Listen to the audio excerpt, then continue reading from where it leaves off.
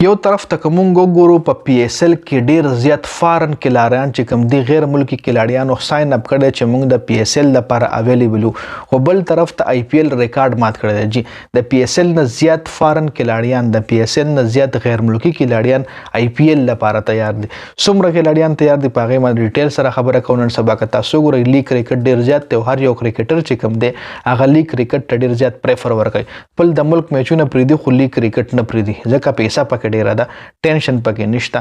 کولو گیم دی جی، یو طرف نه پکې اونر ولا پیسې ورکي، بل طرف نه ولا ایڈورټایزر پیسې ورکي، بل طرف نه ولا سپانسر پیسې ورکي. ډیره زیاته پیسې د لیګ کرکټ کې خبره زه د آی پی ایل او د پی ایس ایل کوم. جی آی پی ایل کې تقریبا 250 غیر ملکی آی پی ایل نه سوري پرونه پهله په پی ایس ایل خبره کوو. جی پی ایس ایل کې تقریبا 250 غیر ملکی کلاډیان چې کوم دی هغه خپل اویلیبিলিټي شو کړی ده چې زموږ نمونه ډرافټ کې ورواچوي او ځان ساين اپ کړی د پی ایس ایل لپاره.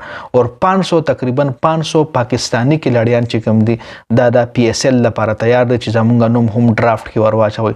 دا ټوټل تقریبا 750 کلاډیان جوړیږي د پی ایس ایل لپاره چې دې کې 250 پورې تقریبا فارن کلاډیان دي او 500 پکې لوکل پاکستانی کلاډیان دي چې د خپل ځان اویلیبل شو کړی دي چې موږ د پی ایس ایل لپاره تیار. خو بل طرف ته آی پی ایل د دې نه هم غټ ریکارډ جوړ کړی دی.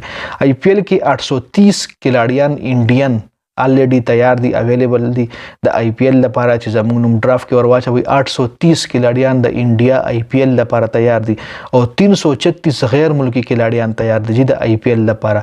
336 فارن کلاډیان تیار دي. تقریبا 1100 تقریبا 1100 پورې کلاډیان چې کوم دي آی پی ایل لپاره تیار دي او 800 پورې کلاډیان چې کوم دي هغه د پی ایس ایل لپاره تیار دي چې زموږ نومونه په ډرافټ کې ورواچوي او موږ د لیګ کې گیم کول غواړو. په دنیا کې که تاسو وګورئ نو آی پی ایل پټاپ ته ورپسې پی ایس ایل هم ډیر کم ټایم کې مطلب خپل ځان دومره سټیبل کو، خپل ځان دومره مشهور کو چې هر کې لاډوز غواړي چې په پی ایس ایل کې هم گیم وکړي. چونکه د آی پی ایل او د پی ایس ایل کمپیریزن کوم د پی ایس ایل لحاظ سره وکړو نو چې آی پی ایل کې اسې مثال خبر یو کلاړي له 1 لک روپۍ ملاويږي په آی پی ایل کې، نو په پی ایس ایل کې ول 100,000 روپۍ ملاويږي. لکه دومره د پیسو ډیفرنس ته په آی پی ایل کې ډیره زیاته پیسې کلاړي له ملاويږي. پی ایس ایل کې دغه په نسبت کمه پیسې ملاويږي او پی ایس ایل کې کوالټي کرکټ دی. کوالټي کرکټ ول ځکه چې په پی ایس ایل کې پاکستانی بالران وي او پاکستانی بالران په ټوله دنیا کې مشهور دي. پاکستانی بالران فیس کول کاغه انټرنیشنل بالر ویم نه او چې د پاکستان سره تعلق لري، هغه سره پیس وي، هغه سره سوینګ وي.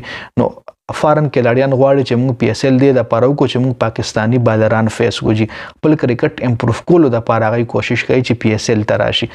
بل طرف ته آی پی ایل کې چې کوم کوالټي د کرکټ هغه داسې د پی ایس ایل غونته ډیره ښه کوالټي نه ده. مطلب یې کې داسې کوالټي بالران دي او ما کرس ګل وو چې په آی پی ایل کې به پاور کې 15 چکی والی او ما کرس ګل چې په پی ایس ایل کې پرفارمنس نشو کولی او ما ای بی ډیویلیر چې په آی پی ایل کې باغ دومره چکی وهل چې 360 نو هغه باندې په آی پی ایل کې خو دې شو چې هغه په هر طرف له چکا واخله.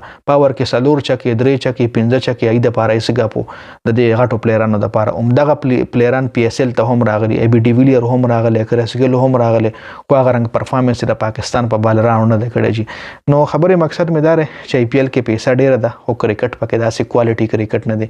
پی ایس ایل کې پیسې کا وانه خو کرکټ کوالټي کرکټ ته. جی نو دا اپډیټس ډیره زیاته مننه.